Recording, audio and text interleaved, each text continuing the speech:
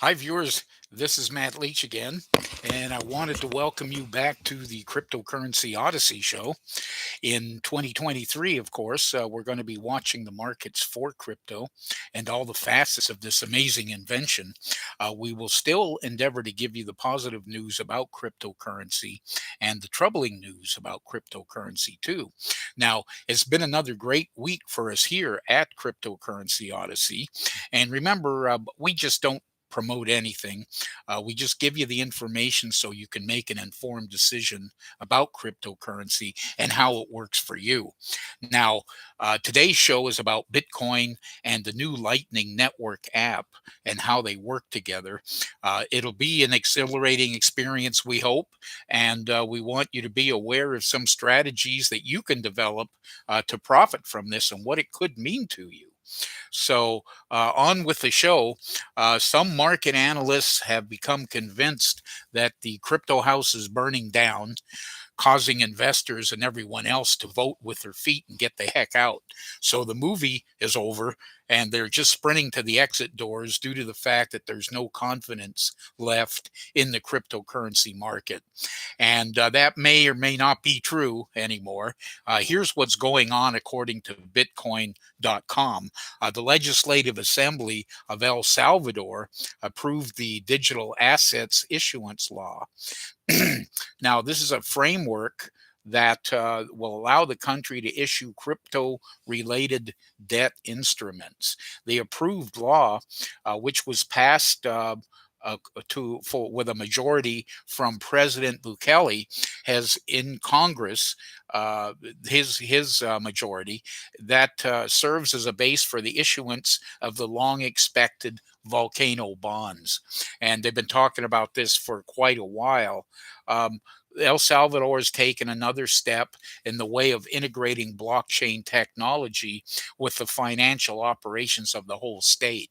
The Legislative Assembly passed the Digital Assets Issuance Law, which establishes, uh, the parties' objective to establish the legal framework that grants legal certainty to transfer operations of any title of digital assets that are used in the issuance of public offerings carried out in El Salvador. Now, the document also creates the Bitcoin Funds Management Agency. It's an autonomous institution that manages the funds the state will obtain with the issuance of cryptocurrency based bonds. And that's uh, pretty much how it's going to work. It will have a direct relationship with the Treasury of El Salvador, too. Inflation rates, affect cryptocurrency just like dollars. So the Fed has raised interest rates here in the US to control inflation, and this will hopefully get it under control. Everybody's being hit by the same factors impacting stocks and other assets. Consumer prices are surging at the fastest annual pace in over 4 decades, and the Federal Reserve is hiking interest rates aggressively to bring down the inflation. So the Fed raised rates by 3/4 of a percentage point recently and indicated that it could raise them again by the same amount at its next meeting in July if needed. Higher interest rates make borrowing costs more expensive for people and companies, and that's raising concerns about an economic recession. Now, stocks have fallen dramatically from records set in January.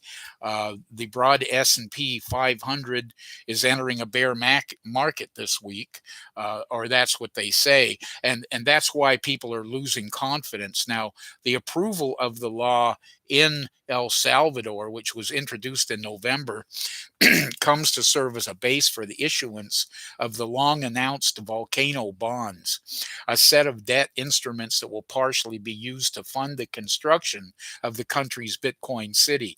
Now, Bitcoin City, I saw a picture of it. If you fly over Bitcoin City, it's in the shape of a big Bitcoin, and they haven't finished with it yet, of course. So We'll see how it works out in the end. But for now, that's the plan.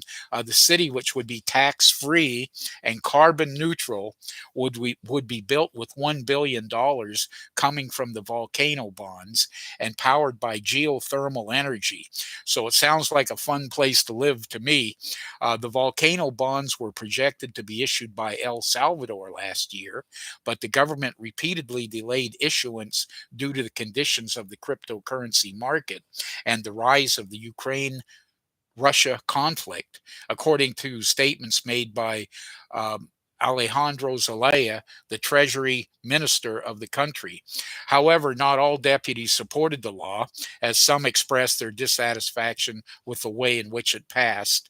Um, some people feel that El Salvador is creating ideal conditions for money laundering, an ecosystem that facilitates money laundering, and for the government to issue bonds without any control. Even so, there's no date set for the issuance of the volcano bonds yet. So we've seen Bitcoin at 60K and change and at a low of 13K. The market really hasn't been kind lately. Cryptocurrencies in general have hardly been immune. Since Bitcoin hit that all time high in November, the value of the world's most popular digital currency fell by about 70%. And its rivals are also suffering, of course. Ethereum is down by around 70%, and so is Dogecoin. Bitcoin's backers have always claimed the digital currency would be an inflation hedge, but in fact, it hasn't behaved that way.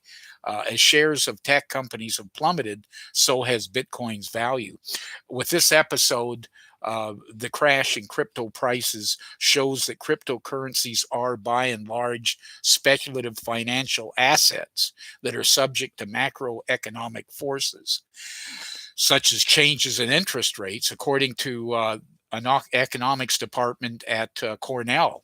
Now, the sharp falls in cryptocurrencies are driving some companies into problems. Some of those are Celsius, which takes cryptocurrency deposits from individuals and lends them out. They stopped withdrawals for a while because it's facing trouble.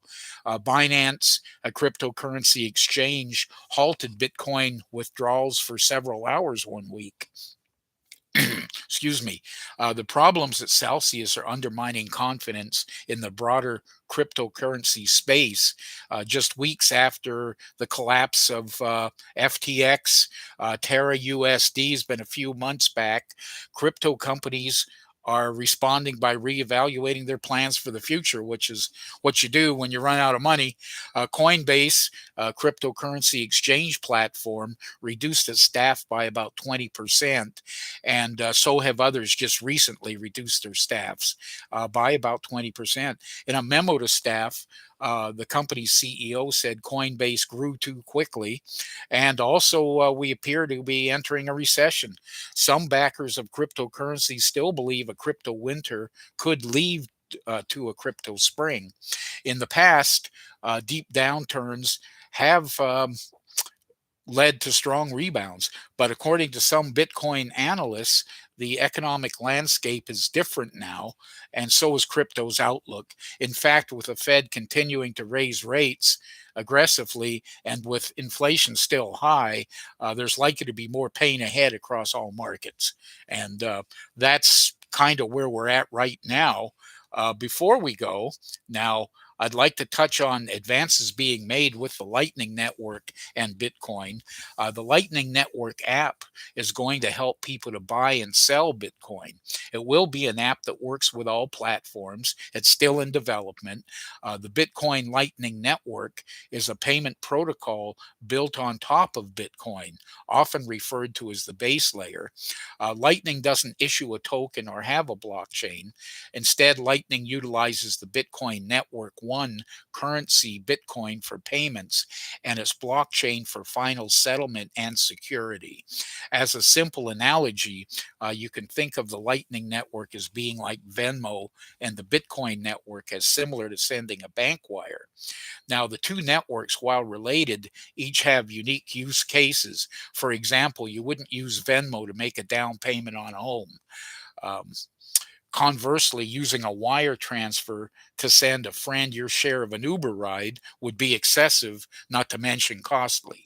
So, uh, Lightning then isn't a substitute for the Bitcoin base layer. Instead, deciding between Lightning or the base player, the base layer is simply a matter of picking the right tool for the job.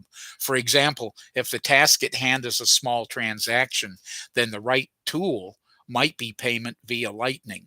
Lightning becomes an obvious choice if you know that you will have multiple transactions with the same person or business. At a high level, the Lightning Network is a web of individual connections known as channels. The secret behind Lightning's instant and cheap payments is that it takes Bitcoin transactions off chain. On Bitcoin, transactions must be added to the blockchain by miners. To be included in a block in a timely fashion, most transactions incur a fee that can, at times, be relatively expensive.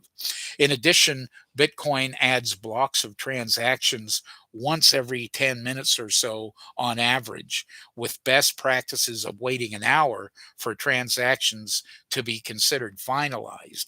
Now, Lightning only uses the Bitcoin blockchain to open and close channels, the gateway that connects one Lightning user to another.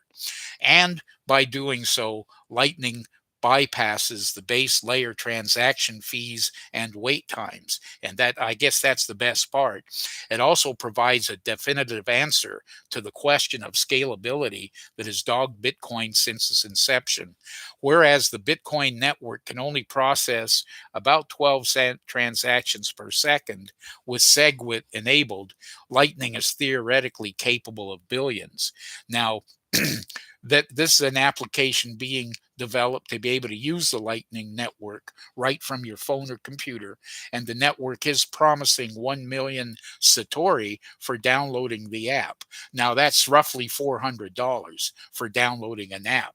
So we'll be looking into this further and bring you updates as they happen. If you're interested in getting in on this, comment at the end of the video and let us know so that we can be sure to get in touch with you when the development is finally finished. Now, just to give you some confidence, Texas A&M is announcing a new Bitcoin configuration class, and that should give everybody confidence in the cryptocurrency space, because we're educating people to keep on using Bitcoin and cryptocurrency. Now, if you want to keep up with the trends of the blockchain industry, of course, you can join communities on Discord, Reddit, Telegram.